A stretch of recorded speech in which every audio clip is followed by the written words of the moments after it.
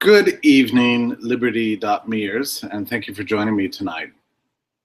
I missed last week. I'm so sorry, but my summer of freedom is finally at a close.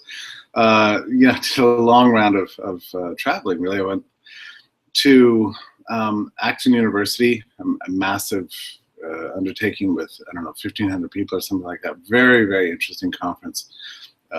Libertarian, liberty-minded, totally dedicated to teaching about freedom. And one second here.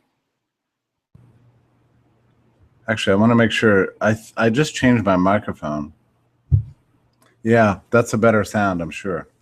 So, but it's a conference dedicated to freedom, but with a different spin. It's trying to it attracts people who are interested in religious faith, Protestantism, Catholicism, Islam, Judaism, and addresses the subject of freedom from that point of view. And I went immediately from there to Voice and Exit, this beautiful conference in Austin, which, you know, is like a completely different world, right? So it's not so much religion, it's all about futurism and personal growth, personal thriving, and that sort of thing, technology, a completely different ethos, but again, it's the same theme, human freedom, you know, every time. And then went from there to PorcFest, which, again, a different culture. Agorism, you know, plain people working out their lives, trying to find freedom in a practical sense, living in New Hampshire, which is one of the freest states in the United States, which maybe is not saying much, but it actually is. And, you know, in a private campground where there's a, you know, let's just say that civil liberties are at a premium, you know? So lots of fun, spontaneous order all around. Essentially, the camp organizers just, you know, they don't organize anything. They just let people do their thing.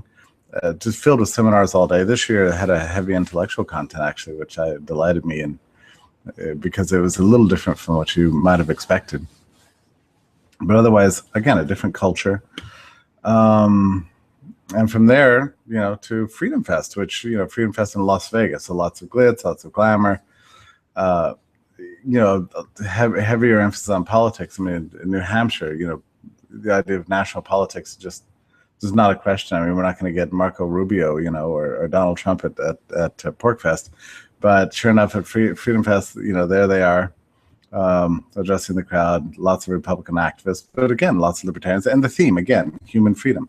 So here you have 4 separate events and 4 completely different cultures, you know, traditional religious faith, futurism, agorist, civil liberties activism, and politically centered reformist freedom-mindedness.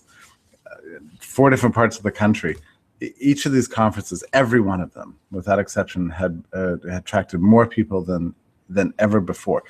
Each of these venues was mightier than ever in the past, and that's a fascinating thing to me because it indicates, you know, it's not proof, but it strongly suggests not only great work on the part of the organizers of each one of these things, you know, and great use of social media and marketing, but also suggests to me that the liberty-minded social movement, for lack of a better term, is more robust, more energetic, more creative than ever before, and growing. It's growing outwards and it's growing deeper, so in all directions and in unpredictable ways.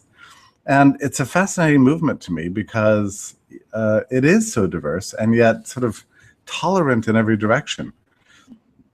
There's no intolerance really in any direction, all these things. You know, of course, there's always friction and difficulties, but I have some sense that the old factionalism of the past, when the liberty movement, the libertarians were smaller and they used to argue incessantly, you know, among themselves about small points of doctrine and that sort of thing, you know, mutual excommunications and recriminations, what Russell Kirk calls the chirping sectaries, you know. I have a sense that it will never go away. It is dissipated to a large extent, yeah, because we're starting to realize that there's many ways that freedom expresses itself in the world. There's not one way forward. There's not one theory that everybody has to adhere to. There's not one way to work out what freedom looks like in your life or looks like in the world. The whole point of liberty is not to codify and encase and to freeze the proper way to live. The point is to observe that all of humanity and all of us thrive better in a world without authoritarian rules and without the leadership principle being the guide. I don't know why we have to keep learning this lesson. The lesson is really the original liberal insight from 500 years ago, that, oh my goodness, the world woke up one day and said, we've made a mistake for, a few thousand years. We thought that the way to create a good society was to have a smart, holy, well-endowed, well-resourced, powerful person at the top, or a committee at the top, to come up with a good plan and impose it on the rest of the world. Turns out that's not the right way. The right way is exactly the reverse. That was just a big mistake. The right way is the reverse. It should be the case that the energy of the social order comes from below and doesn't need to be organized from the top. In fact, it doesn't need to be organized at all. If you let people pursue their individual dreams and their own interests, people will find a way to crawl their way towards ever greater prosperity and thriving, and getting out of the state of nature into civilization. And that's the only way it can work. It's a spontaneous process. And by the word spontaneous, I mean that it's the effects and the results cannot be imposed from above or cannot be anticipated in advance. That it's not a result of a rational construction. It's a result of rational individual behavior, people pursuing their self-interest. And it turns out that the social order contains within itself the capacity for making these individual pursuits of self-interest, turn into gradually evolving and ever more cascading expressions of mutual association and an ever greater bounty in the world. This is the great discovery of 500 years ago. It's the discovery of liberalism, and that gradually evolved over the course of hundreds of years to what we now call libertarianism, or, I'm happy to call it anarchism. I don't believe in a state. I think you all know that. But it's a beautiful insight, and it's one that every generation has to learn anew, because there's something, I think, in all of us that wants to believe in some way that the reason the world looks like it does, that the reason things succeed and the reason things fail is due to somebody being in charge of the system. This is true for institutions, organizations, and whole societies, whole economies, and for the whole world. There's something within us that is always looking for the rational understanding of why the social order exists. Why did the GDP grow? Why did these inventions come about? Why do we live longer? Why is it that we've been able to get rid of this disease and this infant mortality? And why is it that there's an ever larger middle class, all over the world? Why has poverty collapsed? Why is violence down? There's something within us, and I think it's a disease of intellectuals more than anybody else, that wants to find the single source, the reason, the person with the plan, who is in charge. We want to know this, and liberalism is a fascinating theory of life, that it says nobody is in charge, and that's precisely why we're seeing progress. It's counterintuitive. It's something that every generation has to learn anew. So tonight I'm just, and well, just to back up to the Summer of Freedom, what I'm calling the Summer of Freedom here. I see this happening, and it's an extraordinary thing, actually. When you think about it, 10, 20, 30, 40 years ago, even 5 years ago, you wouldn't have imagined anything remotely this robust and this massive spreading of around the country. This conscious adoption of a theory of liberty as being something that really matters, something that is a truth that people are discovering gradually. And what better time to discover it than the digital age, right? I mean, we're living amidst this spontaneous theory of life. We're seeing how it works in the app economy and the growing peer-to-peer economy, and what Hillary Clinton apparently called the gig economy, which is a nice phrase, actually, and she's dedicated to crushing it, by the way. But we're seeing in our time this sort of gradual devolution of the nation state, the globalization of the economy, the intensification of individual action as the core molecule of the social order, and ever more evidence that the theory of the 20th century that order can and should be imposed from the top in order to bring about more progress.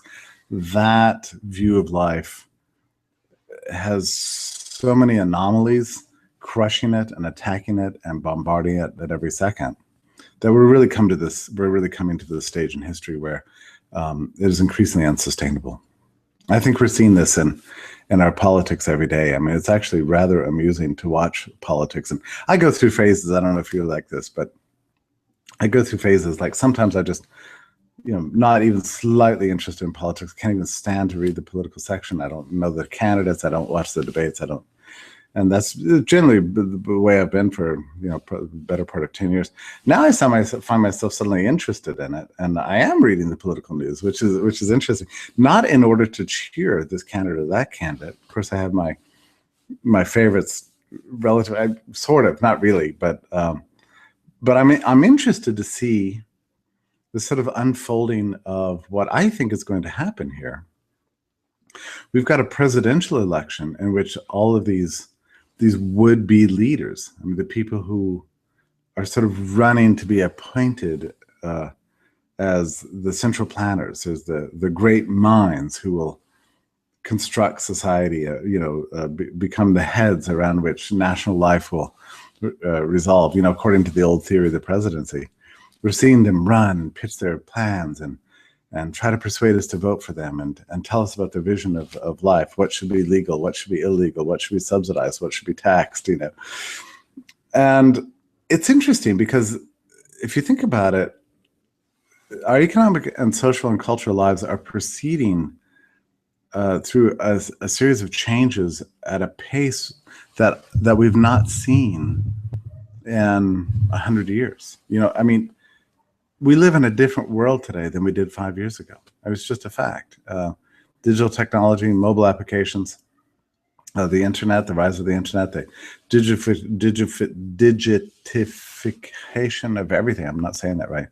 Digitization of everything is proceeding at a pace that's just breakneck and changing the way we interact with other people, the people we hire, where we live, how we find apartments, the goods we buy. Everything is having cascading effects on prices and availabilities of everything. I mean, nowadays, it's astonishing to think like, what kind of consumer goods are available to us, what kind of jobs are open to us, very unlike the jobs we ever imagined before. So anyway, we're going through these rapid pace of change.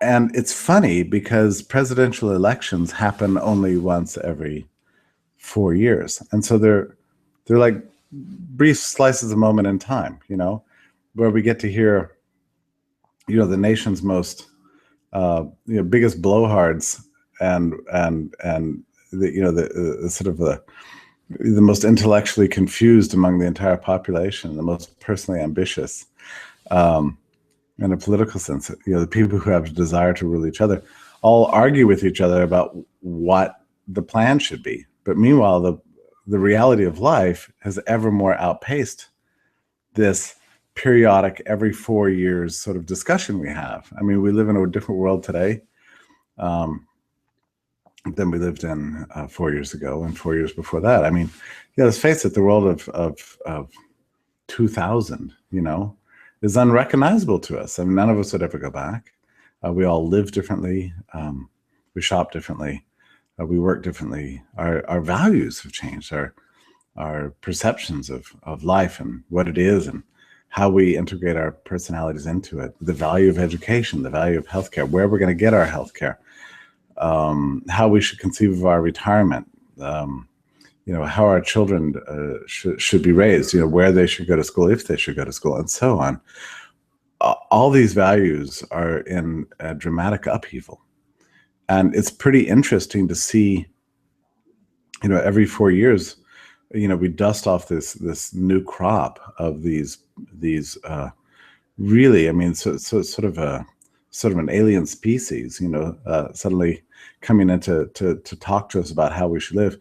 But my own prediction is I don't think that they have anything to do with what our lives are like. And I think it's going to be a fascinating political season just to hear them talk. And I anticipate that at the end, there's going to be a growing cultural chasm between the political class on the one hand and the way they speak, the way they think about the country and about our lives, and the way we actually do live our lives. I mean, it's going to be divergent. And this is going to be ever more obvious. And I think this has powerful effects. People are going to be starting asking the question, why should these people rule us? Why do we need these people? They're not saying anything that seems to have anything to do with my life. I think this is going to be a very decisive year in that sense, or in the next 18 months, for that very reason. It's going to expose the essential incompatibility between our political system and our economic, social, and cultural lives. So that's why I'm fascinated by this, and every day it happens. I've had this is why I'm writing more political articles nowadays. When I was in Las Vegas, I heard Donald Trump speak, and one of the most not just one of the most, it was the most incredible political speech I've ever seen. I mean, my jaw was on the floor the entire time. I mean, this guy just lives in a different time, a different place, and probably inadvertently resurrected a theory of politics that was more worthy of sort of interwar or would-be dictators, than anything we know today. There's nothing in common. I mean, it was breathtaking. I think Nick Gillespie blogged during the speech or tweeted during the speech that this man has a tenuous connection to reality. No question about that. Very tenuous connection to reality. But I think probably you could say the same thing of the entire political class. Hillary Clinton, I was just reading about a speech she gave at the New School in New York. I guess it was on, I don't know if the speech is scheduled for tomorrow or if it happened last Monday, but it was just said Monday, and I couldn't find a copy of the speech, so I'm not sure if it's happened or if I was reading reports of what's about to happen. But blasting the peer-to-peer economy as sort of undermining American wages, So here you have this sort of syndicalist desire to kind of prop up labor unions, reinforce the uncompetitive system that peer-to-peer economics is breaking down. So what's she doing? She's going to throw her power and her rhetorical energy into crushing something that's actually on a very diffuse and diverse basis benefiting the whole population. So she wants to shut it down, global trade has been an immense benefit for all Americans. I mean, it's not even possible to conceive of the world without the global economy. There's nothing, very few items, if any, in your own room where you're sitting right now that didn't require some sort of international cooperation among market producers in many countries to make, including all parts of this computer and everything in front of you. And yet here you have Donald Trump, railing against globalism and calling for an 18th century style mercantilist policy, combined with a 1930s style protectionist, jingoistic nationalism. It's amazing. I mean, these people are so completely out of touch, and they have one ambition, which is to get elected, and what they do with the power after that is across the board completely dangerous.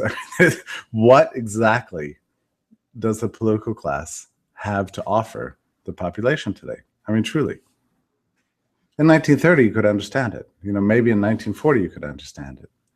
In 1972, maybe you could sort of vaguely discern something like that. Or even in the 1980s, at the height of the Cold War, there's seems to be something for the politicians to do. Nowadays, reality is quickly outrunning any plausible account of how the political class can benefit us. So I think that this is actually why libertarianism, as we know it, is so much on the rise in all generations, all around the country, really all around the world. It's a global movement. It's very popular and very, very wonderful. I'm especially excited that thankfully, due to the internet and social media, the ongoing conversations, and places like Liberty.me, which is really, in a way, for all the English-speaking world, the central hub in many ways of this movement, and not just in many ways. I think it is, and about broad libertarianism, central organizing hub and tool and publishing venue. We've been able to make so many diverse resources available that we're starting to understand that libertarianism isn't just one thing. There is no plumb line, actually. There's a series of theories, a series of insights, all centered around this one liberal insight of 500 years ago. We don't need an authority structure imposing from the outside some system that's alien to and exogenous to the rest of the social order and our own individual preferences and plans. That's the one insight, but beyond that, its application in any particular area is different based on individual values, different intellectual systems. And I think we're beginning to realize that now, and I think that's extremely important. There isn't one libertarianism. There's many ways that liberty can be expressed in this world and understood in this world, and discovering the right path for society and for ourselves to discover the newest technologies, to discover the best rules, the best norms, the best social conventions, requires an ongoing process of experimentation. You shut that down, you freeze it in place, lock it down with the state, which is the institution that does that, right? I mean, when the state acts, it freezes. That's the essence of statism. It stops progress. That's what Hillary Clinton wants to do. That's what Donald Trump wants to do. It's what they all want to do. They want to stop the motion, the daily, hourly, minute-by-minute iterations of ever more experiments and living better. That's what government's all about. This is essentially why I don't believe that we need a state at all, because every time it acts, it seems to do damage. It stops this process. And libertarianism has come to terms with this, I think, increasingly so, that we need experimentation in every area of life, not just in economics, but also in criminal justice, in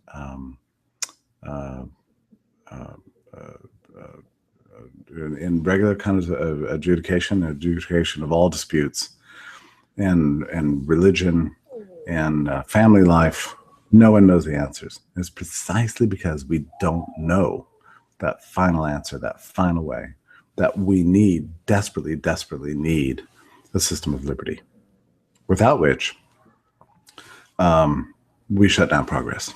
So that's the way I understand the world, and that's why I understand why liberty is growing so much. I think the book that I'd like to talk about tonight, or at least center my discussion on tonight, by Wendy McElroy, makes a very powerful contribution to understanding the place of libertarianism in our lives, Now, just some background on Wendy. She'd been writing very actively in the Liberty realm since about the late 1960s. A very early convert to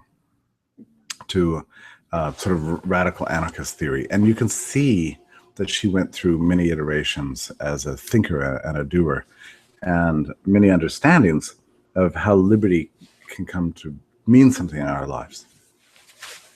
And this is the core subject. It's like, I mean, the question is, like, why should you develop an intellectual commitment to liberty?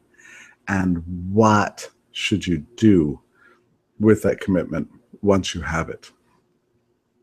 These are very profound and important questions, and I think they deserve to be dealt with seriously and grappled with in a robust sort of way. Now, you remember that libertarianism as such was born in the latter stages of the Second World War. I mean, there were several books that came out that seemed to make the big difference. Hayek's Road to Serfdom, Mises's Omnipotent Government, Rose Wilder Lane's Discovery of Freedom, Isabel Patterson's God of the Machine, John T. Flynn's As We Go Marching. These were the main texts, but there was also The Fountainhead, a hugely important book by Ayn Rand celebrating modernity and creativity and personal integrity and the courage of the individual at the expense of rather than the collective. That's what the essence of The Fountainhead was. And as important as all these books were, and they all were very important, the establishment of the Foundation for Economic Education, I mean, you can't overemphasize just how important that was to American libertarian thought. There hadn't been a think tank up to then. It was established in 1947 and became a central organizing hub for decades, and continues, I think, today. And I work, as you know, for doing digital development for fee right now. It's one of the great honors of my life. But I think one of the books that was extremely important in making the real difference was Ayn Rand's Atlas Shrugged. I've talked about this many times in this podcast, so I won't belabor the point, but what was the value that book added? What was the thing that made that book different from The Discovery of Freedom, from Omnipotent Government, from The Road to Serfdom? All these other books were about the kind of political system we should have. Rand's Atlas Shrugged addressed that question. She did. It was a very important part of the book, really, in many ways, the core of the narrative. But she added something different. What she did was she personalized the message. And she took the message of freedom and instilled it into the mind, heart, and soul of the reader with a message that said, you should do something about this. When faced with tyranny all around you, you need to act. You have it within yourself to defeat the tyranny that's trying to crush you. You have a moral responsibility to live well, and to not let anybody stand in your way. All the rest of the apparatus of what eventually became objectivism is not as important as that fundamental insight. You are not you do not have to be part of the collective. You are an individual. The individual is the driving force of the social order. You possess that individualism within you, and you have within you the power to make a difference. So she constructed her entire narrative around this idea. Individuals dealing with the presence of tyranny. What do you do? Do you acquiesce? Do you become part of the system? Do you turn a blind eye? Do you just proceed with your work and don't pay any attention to it? Or do you find it within yourself to act courageously within your sphere, whatever that is, and to carve out a life of freedom for yourself? And if she said you should do that, that's what's required of you. That's what keeps civilization clicking forward. That's what prevents the world from falling apart. Individuals that take it upon themselves to be free, And that's an awesome message. Yeah, I don't need to get into debates about ethical egoism or selfishness, and I mean, there's a lot of silly moments in Atlas Shrugged that I'm I laugh reading as much as anybody, but you can't deny, or for that matter, even the atheism. I mean, I don't think that's essential to the value of the book, frankly. I mean, I love reading this stuff. It's interesting because Rand is just a study in herself. I mean, she's just a fascinating person to watch her mind work. You sometimes don't know where she came from or why she existed. Can be very strange. None of that really matters. What matters is this fundamental insight. I think it transformed a generation. I mean, here's the thing. It took an intellectual position that was already pretty well developed. An intellectual position that grew out of Road to Serfdom, an independent government, God of the Machine, Discovery of Freedom, Foundation for Economic Education, the works of Mises, Human Action. That took all this apparatus that was already out there and sort of, it was just an intellectual position of what the state should and shouldn't do, and took that huge apparatus and remolded it, and recodified it, and represented it, recooked it, remixed it, and turned it into a message that penetrated the heart and gave us a way of living, thinking, and acting that was personally transformative, and gave you a new value about your life and a new direction for how you should live. That's epic. I mean, I really have to ask the question: what would have happened to libertarian theory as it emerged in the late 1950s and early 1960s without Rand's message? I don't know. And if you have doubt about this, you should have a look. You should read Murray Rothbard's letter to Ayn Rand after he read Atlas Shrugged. He said it changed his life. I mean, it took what was a theory and turned it into a life plan of action, like a dedicated moral commitment that made him think differently about himself and his place within the world, and what he should do about that. I just, without that additive, I'm not sure what would have happened to libertarianism. It would have always remained an abstraction, or just an unrealizable political plan. I'm always affected very profoundly by something that Mises said when he was on the boat coming over from Geneva to arrive into New York. He wrote his autobiography as if his life was over, and he said, "I set out to be a reformer, but I ended up becoming a historian of decline." This is a danger for all of us. We set out to be reformers. We think we can change politics, but instead we end up just writing stories of decline, just becoming chroniclers of growing amounts of despotism. And Mises nearly despaired. I mean, he was strong stuff, so he was able to work through this, but most people just are not able to do that. Rand gives you something different. What she said was, you have an obligation and you have the opportunity to change. You can save yourself, if nothing else. You can save yourself, you can save those you love. And if we all do this, then we can change the world. But only flowing out of individual action. You have to change your life. You have to act on your own. Without that action, without that commitment, without that dedication, everything just remains an abstraction. So Wendy was born into this firmament. I mean, there's no question she was influenced mightily by Rand, as was everybody at that time. Everybody. It just changed everything for everybody. It gave them a life mission and caused them to dedicate themselves to doing anything possible to change the world. Well, the first thing that everybody resorts to in a democratic system like the United States is to throw themselves into elections and politics. That's always the first step, and I kind of consider it a youthful error. I mean, it's one thing to be involved in politics because you like it, you're delighted by it, you like canvassing, you like petitions, you like cheering on this guy and saying down with this guy.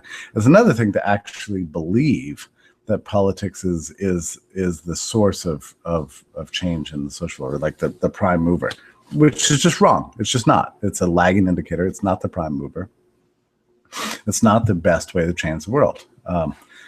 But a generation, I would say, in the early 1970s came to believe this. I mean, we had a series of things happen. The founding of the Libertarian Party. Excuse me. Founding of the Libertarian Party.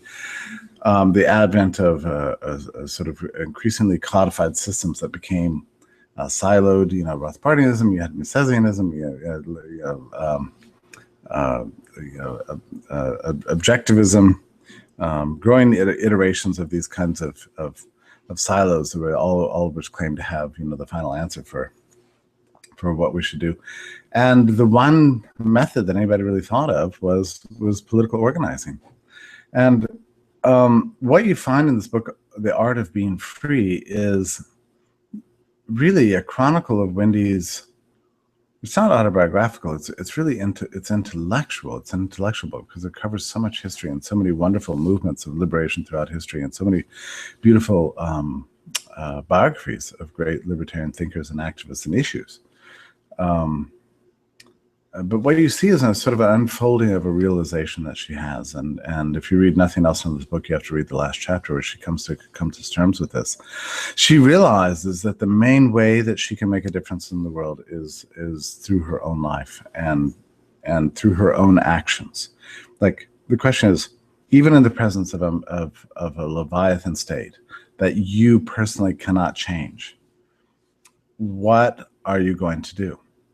Are you just going to become a historian of decline? Are you going to wallow in despair? Are you going to sit around going to bed at night, every night, just hating the state? Or are you going to find a way to love liberty and implement it and be free, live free? That's the question. And I think Wendy's book is a very important statement about the need to be free regardless of things that are going on around you. So I think, in many ways, what she's doing here is recapturing those early moments in her own life that inspired her towards libertarianism. I think Murray, if he had lived long enough, would have written a very similar work and said, something like, the responsibility for freedom comes down to you and me alone. It's nobody's obligation to give it to us.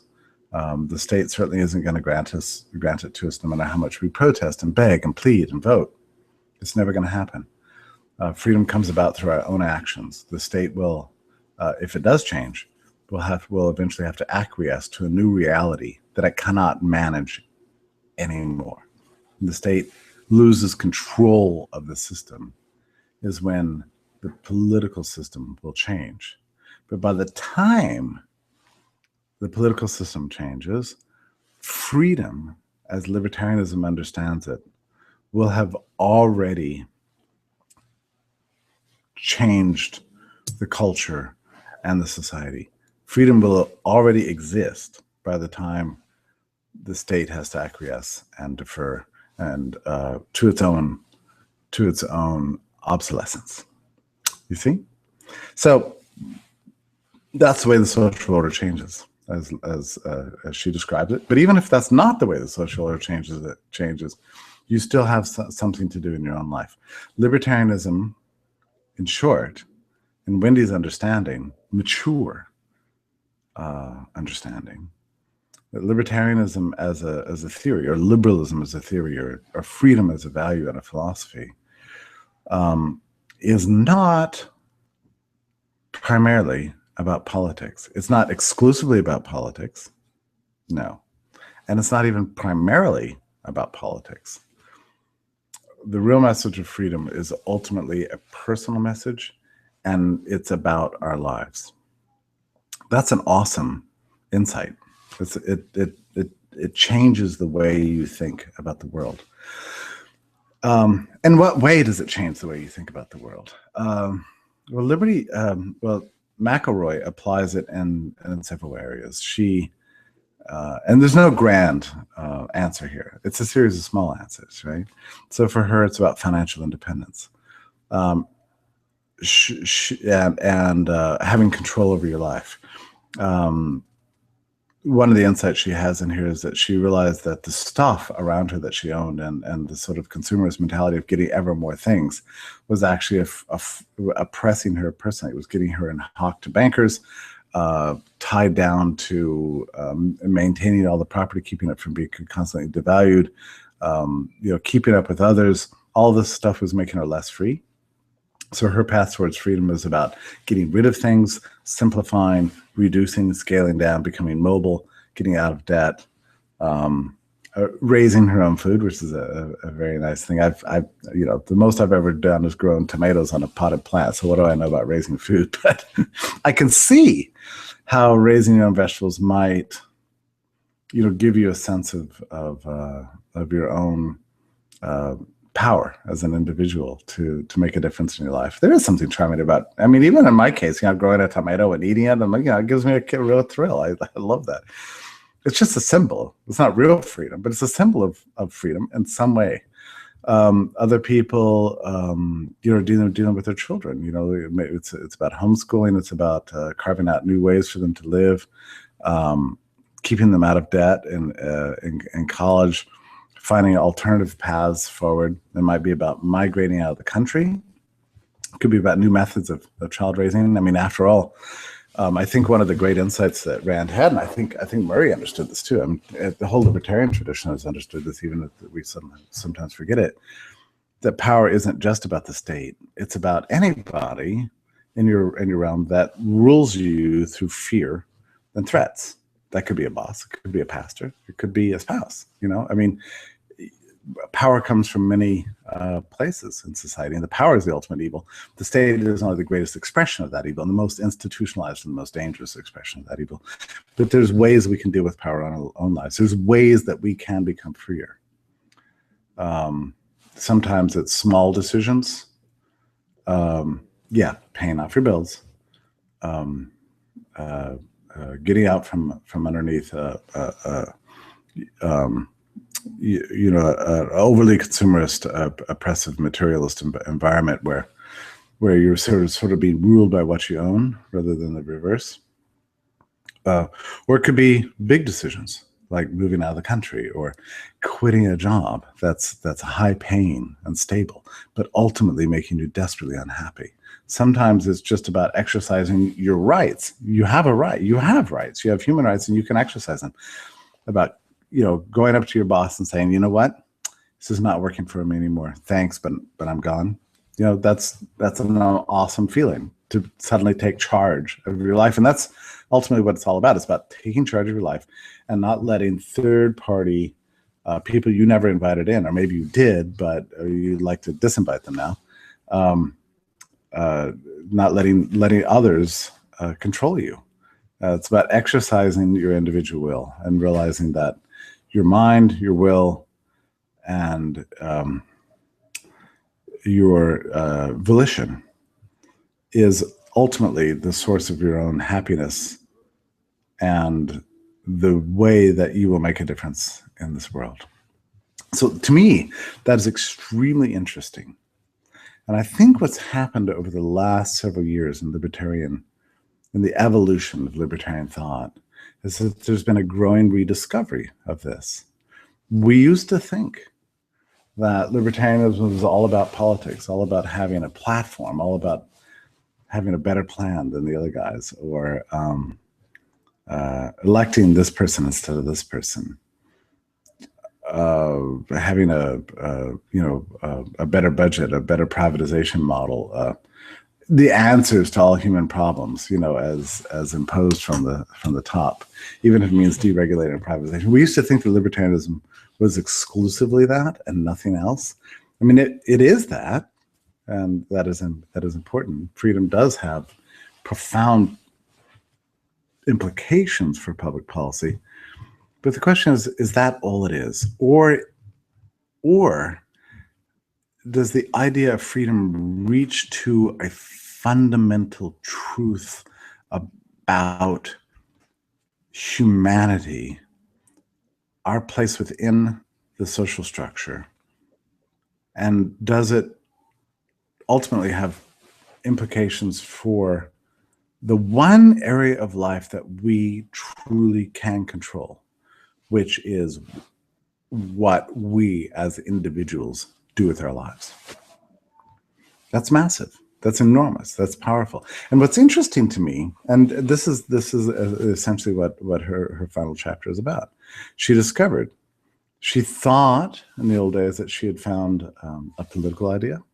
What she discovered over time is that ultimately the idea of freedom is a personal creed. There's no one model for how that works itself out, but the insight that life, a well-lived, successful life, extends from our individual decisions and our own actions and our own beliefs and our own values. That's the thing she had to rediscover. And it is a rediscovery for her, because as she reflects on her life, she realizes she somehow once knew this. She once knew this as a young woman when she first got inspired and got interested in the ideas of liberty. But then over time, she found herself being politicized, being overly consumed by fear of the state, by an obsession with the details of politics and policy. And she describes it as sort of eating away at her brain, and also demoralizing her spirit. Because, what you discover is exactly what Mises discovered in 1940. It's like there's nothing any of us can do to cause the despots at the top to change what they're doing. Nothing any of us as individuals can do today to cause them to change their behavior. We can't burn the law books. We can't convert the president. We can't control the bureaucracies. Those things are just given. That's the world we inherited. The question is, what can you do that's within your power to make a difference in your life? And that's the critical issue.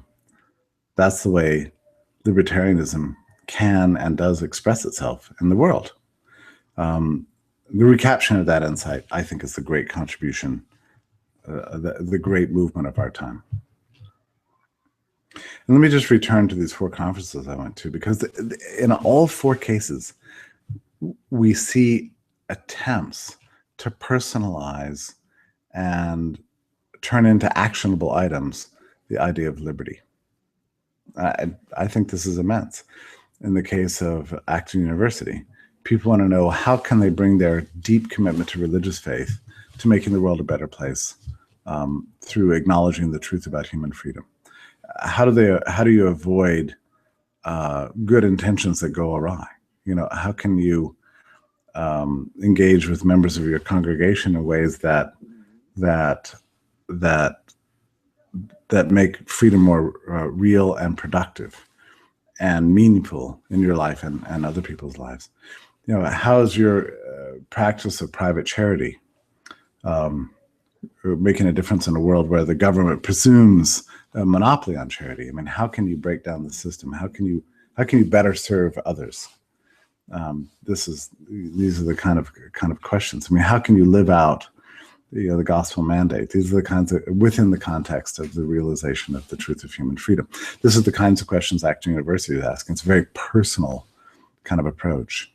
And of course, at PorcFest, it's the same thing, right? Everybody's trying to figure out a way to realize what freedom means for them as individuals. Whether they're trading cryptocurrencies or arming themselves, or just pursuing their unusual talent for yoga and teaching others about yoga, or cooking, or whatever.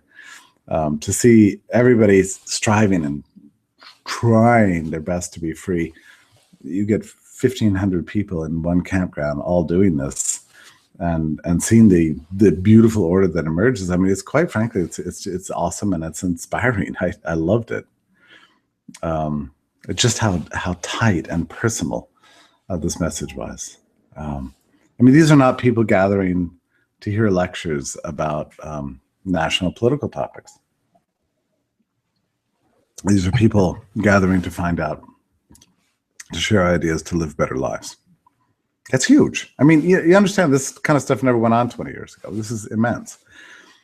And then going down to Voice and Exit, which was a fantastic. I'd never been a part of that. Of course, I'm not really part of the sort of the hipster, Austin, techno crowd. So, to encounter this, the ways technology is transforming our lives and our minds and the way we think in our relationships. That's what the whole conference is about. That itself was an awesome experience. Every single talk was about without exception, every talk was about our personal values and how we should respond to the world around us, whether it's thinking about immigration, or in my case, I talked about the origin and meaning of distributed networks and what that means for property ownership and communication in our time, and why that makes a big difference and how we should respond to that. But there's so many other talks about, about health, psychological health, physical health, dealing with doctors, medical tourism, you name it. Everything was about us as individuals. And then I'm leaving one out. Let's see. Freedom Fest. The same thing at Freedom Fest. It started as an investment conference. And now I think that there might have been 2,300 people there. It was awesome. It's still about investment. I mean, there's, probably 20, maybe 25% of the talks there were about personal investment strategies, but it's also about, personal wealth, protection, child rearing, asset management. I was on probably 8 panels. Every one of them was dealing with practical topics. Pretty awesome. Again, a different, much more well-heeled, the people at Freedom Fest are very different from the people at Pork Fest. There's some overlap, but, it's a different spending habit, shall we say, I'm very optimistic about this. I mean, you see what my point is, that I think Wendy's book, which came out only 3 years ago, I was the publisher, by the way, the initial publisher, but I published it because I had discerned probably 3 or 4 years ago that something was changing in libertarianism, that something was that this old model, by old I mean 30 years old, not Randy and Leonard Reed old, but 1970s, 1980s old, that something was fundamentally changing. Something was taking the ideas of liberty and traveling with it out of a purely politicized message that was narrowly defined in terms of the individual's relationship to the state, and was reaching for a broader truth about human life. And Wendy's book encapsulates that, and very beautifully, very elegantly. It's the kind of book that, that she just opened up her heart, That's why I published it. I encouraged her to write it for that reason, because I discerned this happening in her own life, and I wanted her to capture this. And it's happening now. And so you see why I'm so optimistic, right? I think that this is a necessary stage of change. Unless we can make liberty real, it just doesn't have a future. But when we do make liberty real and begin to kind of look at our own lives and figure out how it matters to us as individuals in terms of our daily choices, there's several things that happen. We become happier. We become more successful. We become smarter, more discerning. We recapture a sense of personal power, which is, essential to our humanity. But there's something else. When we all do this together and the idea spreads, ever more people living free, you actually build a new kind of social order. You're actually building out the structures of a realized liberty, despite the tyrannies that happen in our time. And you begin to outpace the capacity of government to manage human life. It's a beautiful thing. I mean, how are we going to get freedom unless we establish it ourselves? How are we going to drive the state out of our lives unless the state becomes demoralized at its capacity for expecting obedience. Once that expectation is gone, there's no amount of guns, tanks,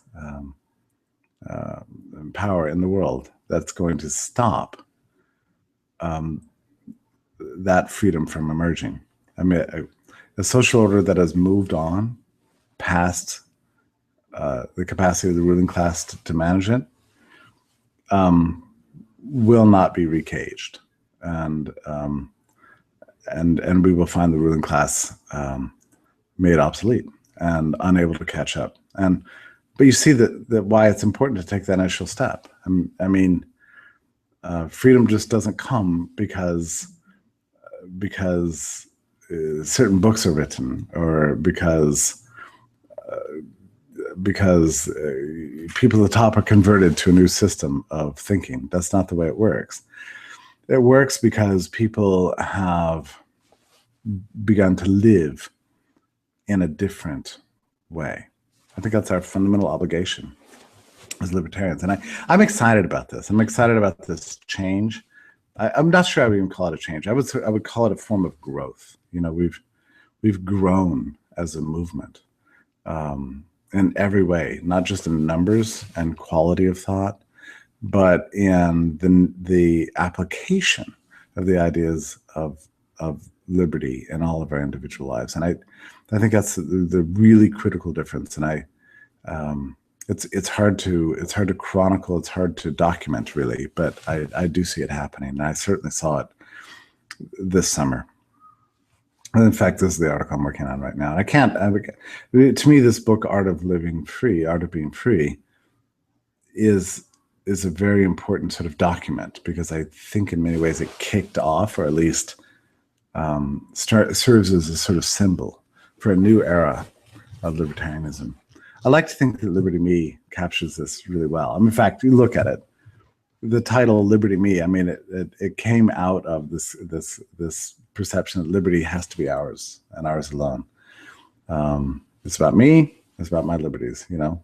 That's why the domain was chosen. That's why I chose that domain, and that's why we built this website and why we offer you this service. So now I find that I'm out of time. I don't understand how it happens that I talk for a full hour here, and the time just goes like that. I feel like I just started talking and suddenly it's all gone. So it's nice to have you as an audience. I appreciate that, and I appreciate having you on here. I'm not sure. I haven't been checking the chat box to see if we have any questions or comments. We very well may. But I think I'll just leave it there for tonight. Thank you for being with me tonight, and thank you for being on our website, and for helping build the Freer Society. I think we're on the cutting edge, and I think you are the vanguard, right? Even if you're not out there protesting the streets and pushing for this politician or that politician, or writing your congressman, you're engaged in a revolutionary act just by trying to be freer, in small ways. How's it going to turn out? I think it's ultimately unpredictable, and that's part of the beauty of the world. The less predictable the world is very likely the freer a place it is. So let's live, let's observe, let's learn, let's act, and make the world a better place together. Thank you so very much, and I'll look forward to seeing you next week.